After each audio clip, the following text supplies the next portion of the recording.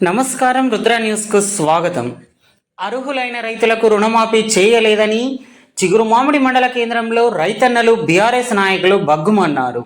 ప్లకార్డులతో ప్రభుత్వానికి వ్యతిరేకంగా నినాదాలు చేస్తూ రాస్తారోకో చేసి రోడ్డుపై బైఠాయించారు. బీఆర్ఎస్ నాయకులు రైతు రుణమాఫీ చేయలేని కాంగ్రెస్ ప్రభుత్వం వెంటనే గద్దె దిగాలని డిమాండ్ చేశారు. బూటకపు హామీలతో గద్దెనెక్కిన కాంగ్రెస్ సర్కార్ అంటూ నినాదాలు చేశారు.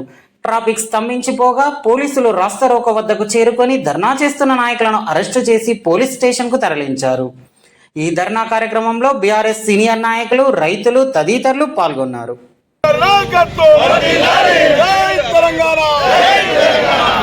రైతు సంఘాల ఐక్యత, సంఘాల ఐక్యత.